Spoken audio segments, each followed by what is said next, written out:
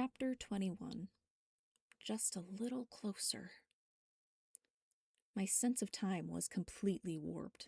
I had no idea how long I had been in that padded white room, but it felt like ages.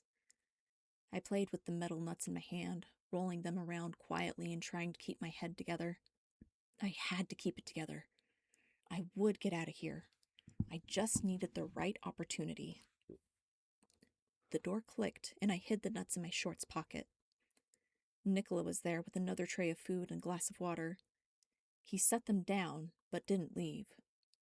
"I want you to eat," he said, leaving no room for argument in his tone. I shrank away from him. I couldn't help it. He noticed. A comforting smile came over his features, or it would have been comforting if the situation had been entirely different. "Ms. Nilsson, please. You are my guest. I apologize if my role as host has been left wanting. I have not had many true guests over the years. But please, eat. You'll need your strength for what comes next." "What comes next?" He took a step toward me, and I went behind the chair, gripping the back of it in my hands as if it could save me. He ignored my actions and continued walking forward. "Just a little closer." I lifted the chair with all my might, hitting him in the chin with the seat and knocking him to the side. I lunged for the door, barreling through it. It locked behind me, and I heard a roar from the other side. I ran, and I kept running, down hallways and finally out a door. Run, run, run! It doesn't matter where, just away! My feet slapped cement. I was hardly looking until I ran right into a brick wall and bounced back. No, wait. That was a chest. My heart seized. "Nicola?" I looked up to see Michael, his face full of shock and surprise. He wrapped me in his arms before I could say or do anything else. Citrus and musk surrounded me amid the chaos of my mind. I pushed at Michael's chest, making him release me. "We need to get out of here. There's a vampire after me. He's trying to become a god, just like Davor." Anton stepped out from behind Michael, surprising me further, making me jump in Michael's arms. "Please, please!" I begged at them both, my eyes wild with fear. Michael looked down the alley I had come from and glared. "I'm going to go check it out," Anton said. "You get Drew home." He started at a jog, going the way I had come from, soon disappearing from sight. Michael looked down at me, his brows creased with worry. "Are you all right?" "I'll be all right once I'm out of here. Please, Michael." Whoa! Michael picked me up, and he flew us through the narrow alleyways until we arrived back where I had started when I first heard the voice. He set me down and grabbed my hand. "Come on," he said as he started up the street toward my apartment building. We walked quickly, people moving out of the way at the serious face Michael was making, or maybe my haggard appearance. Before long, we were back at my building, then at my front door. I felt numb as I patted my pockets. "Keys. I don't have my keys. The vampire took them, and my phone," I added. "Explains why you never responded to any messages or calls." He opened the front door, apparently unlocked. I was shocked at it and looked at him. "I hope you don't mind, but we kind of broke in when we couldn't get a hold of you." I didn't know how to feel about that, but a big part of me didn't care right at that moment. Am I really home? Nicola's not chasing me anymore? My body gave out. I sank to the floor like a rag doll, having no control of my limbs. Michael rushed to me, picking me up off the floor before laying me on the couch. He pulled down the throw blanket from the back of the couch to cover me, my body starting to shake. I couldn't help it. My tears came out in broken sobs. Michael picked me up and held me as the sobs racked me, shaking uncontrollably. It may have been 5 minutes or an hour, but Michael held me for the entirety of it. His hands made soothing circles on my back, and his gentle hushes in my ears were a song. I finally calmed down enough to pull away, my nose snotty and my eyes swollen. I suddenly became very self-conscious of that and tried to wipe at my face, just making the mess worse. "Here," Michael said as he turned and grabbed a box of tissues off the coffee table. I gratefully grabbed a few and wiped at my nose and eyes. I still looked a mess, but at least I didn't have boogers dripping down my face now. Would you like a drink of water? I nodded, and he went to the kitchen, pouring me a glass from my filtered pitcher. He brought it to me.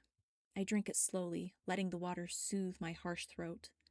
Michael sat back down next to me on the couch, resuming to rub circles on my back. I took deep breaths, continuing to remind myself that I was safe now. A meow from the bedroom made me look up. Husker walked over and jumped onto my lap. He hissed at Michael, hackles raised, making him quickly retract his hand. Husker growled at him before settling on my lap, kneading biscuits onto my thighs. "Oh, you crazy boy," my ruined voice crackled. I stroked his fur, finding comfort in the familiar action, the soft texture. I picked him up to kiss him on the head before setting him back down. He immediately hopped off, apparently appeased that I had returned, and now he wanted to get far away from the vampire. He went to the bedroom, sitting in the doorway like a sentinel. Michael looked at him. "He really doesn't like me, does he?"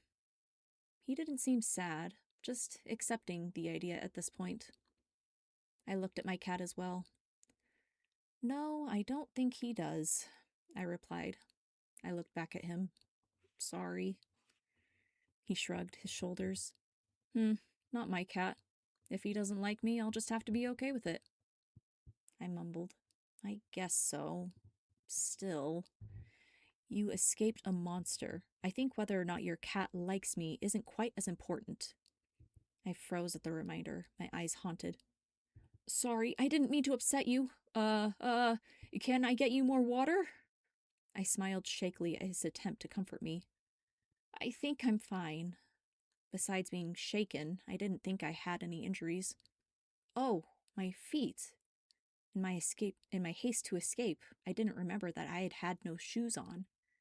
Michael looked at them, realizing I had run through the back streets and alleys of Seattle without footwear, then walked from one end of those alleyways to my apartment.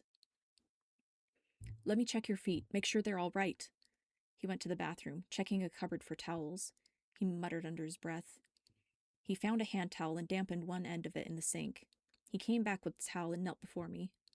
"Let me see," he said as he gently lifted my right foot. He began to wipe away the grime, making sure there were no injuries before he went back to the sink to rinse the towel. "I can't believe I made you walk on the street barefoot." He came back and did the same with my left foot. By some miracle, I had no injuries on the bottoms of either of my feet. He set my foot down, but he did not get up. He stayed down, as if trying to make himself smaller, less frightening. As silly as that may have been, it did help.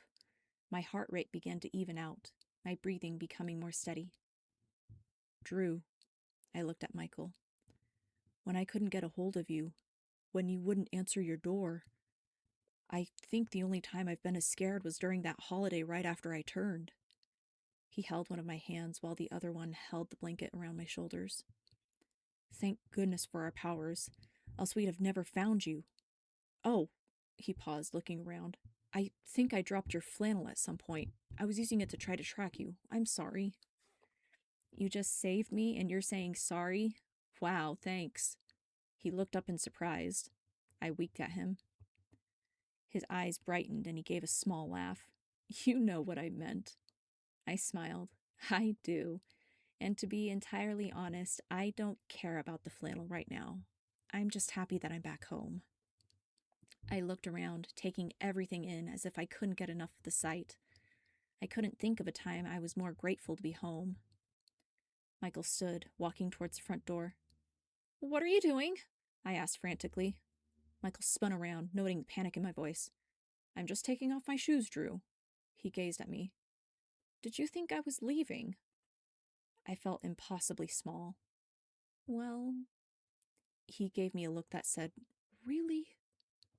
He walked around the sofa to the couch in front of me again. "I would never leave you after an ordeal like what you just went through. What kind of person would I be to abandon someone who just escaped their captor?" I felt embarrassed that I did think that for a moment. "I'm just not ready to be alone yet." I looked outside through the kitchen window. It was already turning dark, the lights of the city blinking on one at a time. "Would you stay here tonight? You can take the bed. I'm all right with the couch. Michael looked scandalized. You'll do no such thing. Vampires don't need much rest anyway. You don't need to worry about me. But yes, Drew, I will stay as long as you want me to. I released a breath I hadn't realized I was holding. Thank you. Michael gave a gentle grin, squeezing my hands. I looked toward my room, the only room with a TV. I have a TV, but we'd have to sit on my bed to watch it. I have no problems with that if you don't. Michael nodded. Whatever you're most comfortable with. I tried to stand, but my legs wouldn't hold me. I started going down, and Michael caught me. How about I help you? He carried me over to the bed, setting me down gently so I could sit up against the headboard. He walked around the bed to sit on my other side. Anything you want to watch? Something dumb that will take my mind off of today? Michael nodded as if he knew just the thing. He borrowed the remote to get to Netflix, turning on something that I'd never heard of, but was indeed stupid. It made me laugh with abandon. I turned to Michael. I hope you don't find this too weird, but I think I need some human touch. Can I lean against you? Without saying a word, he pulled me into his side, holding me close. He looked down as if to confirm this was what I meant. I just nodded and snuggled into his side, returning to the idiocy on the screen and smiling. I woke up in my bed. At some point, I somehow ended up laying down with my head on Michael's lap. One of his hands was on top of my head, the other resting on my shoulder. I looked up. The vampire was getting part of his little required sleep, lightly snoring with his head hanging down. I smiled. He stayed. Someone finally stayed. I kissed the hand on my shoulder before I let my head drop back down. I'm grateful for you, Michael Anderson. The hand on my shoulder lightly squeezed. I looked up to see if he was awake, but it was either a coincidence or he heard my mind in his sleep. That was my final thought before sleep overtook me once more.